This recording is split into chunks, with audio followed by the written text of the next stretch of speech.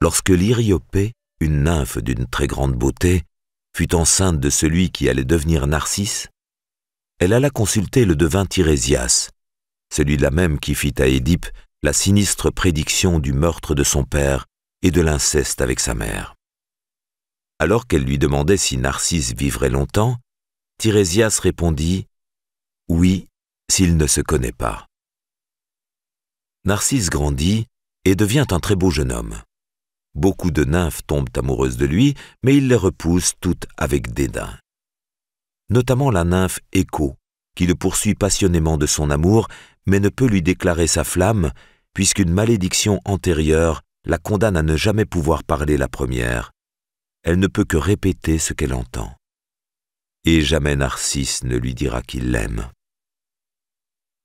À force de chagrin, Écho se laisse mourir et se transforme en rocher.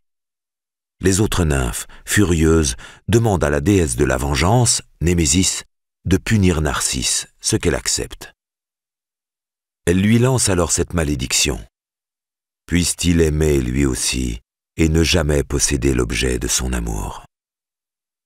Peu après, Narcisse découvre pour la première fois son reflet dans une source limpide et tombe pour la première fois aussi éperdument amoureux. Mais c'est de son image. Fasciné par son reflet, il finit par mourir d'inanition et se transforme en la fleur qui porte depuis son nom.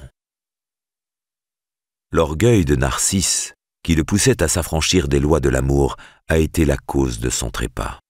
Et sa réincarnation en modeste fleur, simple partie de la nature, à sa place au ras du sol, est le message des dieux. Quel sens peut-il y avoir à s'aimer si l'on n'est pas capable d'aimer autrui ?